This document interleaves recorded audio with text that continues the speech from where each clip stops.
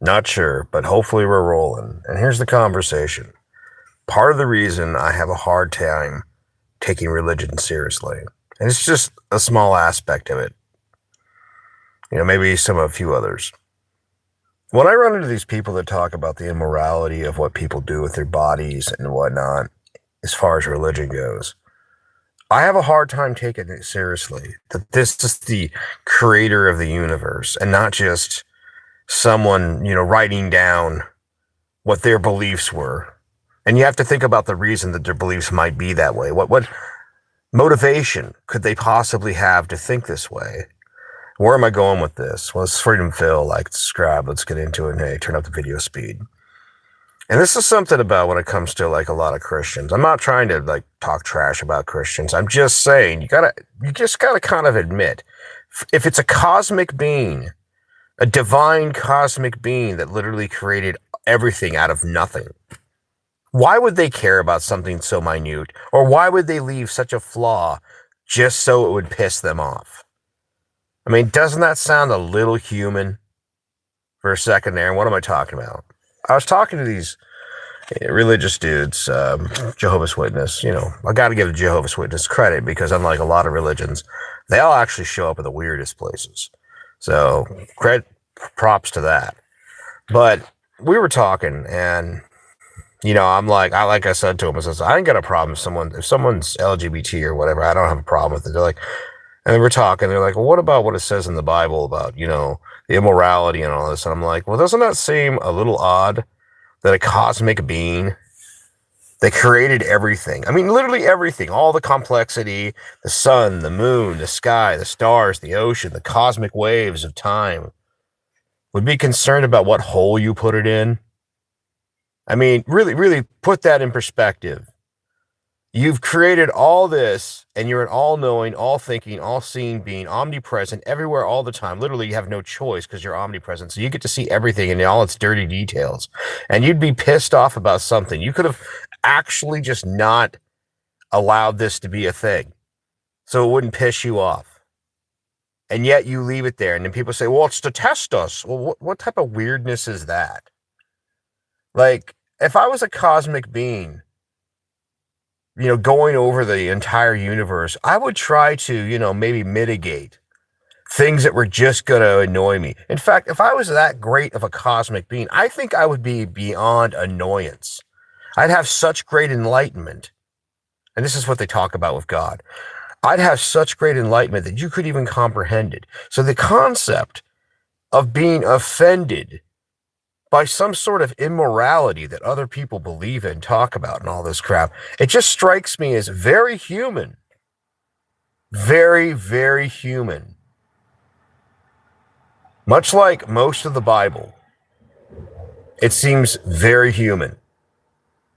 Not cosmic, not divine. It seems very human. Go into the Old Testament and look how often it just seems like the hurrah story of a group of people. Either we're being oppressed, or hurrah, or there's some moral lesson. I mean, there's times that the Old Testament, the people of the book, not going to use their name, the people of the book happen to have folly and falter kind of regularly, kind of human. And so it was to show you, that despite, all the greatness of God's creation, that they could fail. But you're a cosmic divine being. There's absolutely no reason that you had to allow this to happen. And don't give me this, well, we'll know in the end, blah. It's like filling in the holes and the gaps. And then there's the times you go through the book and say, well, why is it that this sacred group of people genocided this other group of people? Why not just have the great cosmic being, divine being, come on down and show these wicked people their way? Why are you hid up in a temple like all the other deities? And some of the claims would be entertaining. I got to be real about it. They're entertaining. And then the Lord shook the earth, or did the fire, or did the thing, and it's okay. But that's a story. And that's another thing. You look at all the insane shit going on in the world, allowed to go on. And I say allowed, not mankind, let's say, is a chaotic animal. But the great creator that made this divine creature of mankind simply sits back in his Barco lounger and allows the shit to happen. You know, I mean, all the starvation, all the rape, all the murder, all the stealing. Oh, and my God, back to the LGBT. You're so offended by this, but you made these people this way. I mean, honestly, to sit there and say, okay, I gotta be real about this. Somebody who's banging somebody in the ass, like, if you're a straight guy, you ain't doing that. So you're wired differently.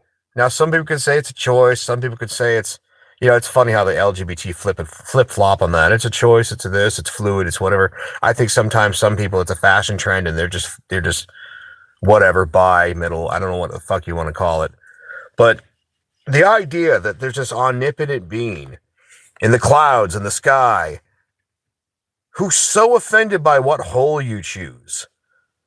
Pole, hole, or whatever. It's so offended. And then all these people spend their whole lives reading these books. And I got respect for people that, even if I think it's retarded, I do have respect for people that stick to their guns and they actually live the way that's prescribed. But there's just something so backwater about it. And then people are going to sit there and tell me, yes, the creator of the universe is offended if you have fun with that hole. The fucking creator. You made a goddamn universe. And this is what offends you? Like, the fact that you're even capable of being offended. That's what I look at, just with awe and wonder. Like, and that's where I just look at it and I'm like, okay, you look at different parts of the Bible, like where it's like, I think it was Genesis 38, tricky hooker sex for goats, like basically to keep Jesus' line pure. You go back and look at the different massacres that happened that are just justified because they're wicked, like all this evil, assuming your God is real, all this evil was allowed to happen because your God allowed it to happen. The devil made me do it. Like, think about that one for a second. All these people that, hey, let me do something about you right there. Ain't nobody need to see you. Ain't nobody need to see you. We don't need to know you, this worthless woman. Bye. Get the fuck out. Hey, isn't problem solved there? Your exile is the solution. Yeah, you blocked. Yeah, I did. I have no problems about that. I'm like God. I just handle my situations. But yeah, I look at the whole God thing, and I think to myself, you've got to be fucking pretty. You got to either have a lot of faith or be really dim or really fake to look at that shit and think, or just like you got to be really dim at times, and maybe that's great. Maybe that's great. That you can just turn off your logical side of your brain and you can just believe something. I can't do that.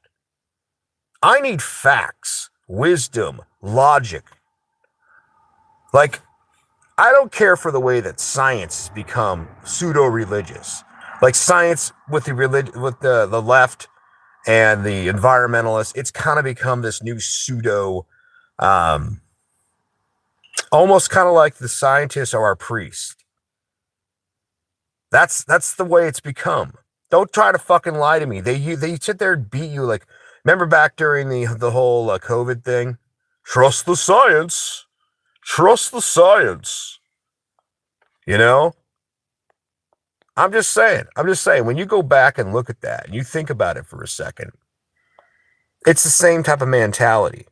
And that's part of the reason that, I can't take either of your sides seriously. But when it comes to religion, if your God really does exist, come on down, Lord. Start revealing yourself to the world. Stop hiding behind clouds or or like, oh, I'm obviously there. Just look at the world. Okay. Well, I see a lot of animals. I do see that there's the potential that something great and cosmic could be there. But that could be like some alien life form that just got bored and had a science project, for all I know. It could be some answer that's so fucking bizarre that we don't even know. So the idea that I'm just supposed to go with, well, you understand, the Great Waggity Woo in this book here, the Great Waggity Woo is what fucking made everything. Why? Because a bunch of people in the Middle East decided to write that shit down? You know? That's what I'm saying. It's like one of those things where I look at people and I see a lot of people that are just easily, I swear, easily manipulated, you know?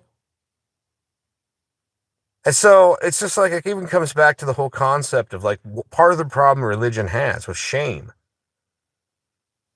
You look at all the negatives when it comes to religion. All the negatives, like you can't do this, you can't do that, you must do this, your role as a man. And then you look at the general society we live in. The role as a man has been so diminished. It's like you see these, like you watch it on TV, the whole goofball dad, the no serious dad. The dad's kind of like the Ray Romano, dad's a chump. Good luck when it comes to religion. You're going to have a cultural change. It's funny how, and this is the problem, I think one of the problems that women have done to society. Women will talk about, we want real men. Yeah, but you want real men on an on-off switch. Like, what if real men expect women to actually submit? And, be the housewife, the mother. If he's got the house taken care of, paid for, and all that stuff. And also, he shouldn't lose his resources. So I honestly I kind of feel bad for religious people. You are fighting an uphill battle. And the only thing that you really have is fear and shame. You might have some community love working together. You got your group, your congregation. But the fear of well, if you don't do what we say, you'll burn forever. Like, think about how monkey that is. Fire burn, fire hurt. And I've often said shame without reward is just mental mind control. And I think a lot of people have got past that shit. They really have.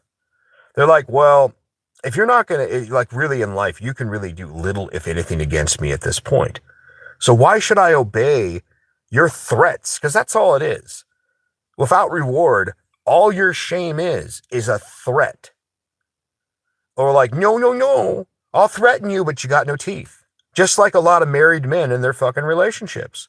They have no teeth, no standing, and if the woman, even a good Christian woman, decides, I'm done with this, she'll make up some excuse and the rest of the good Christians will go with her.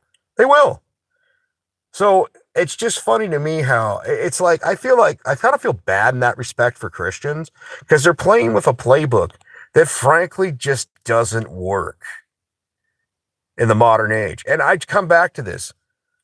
Christians, why would your God care what hole people put it in?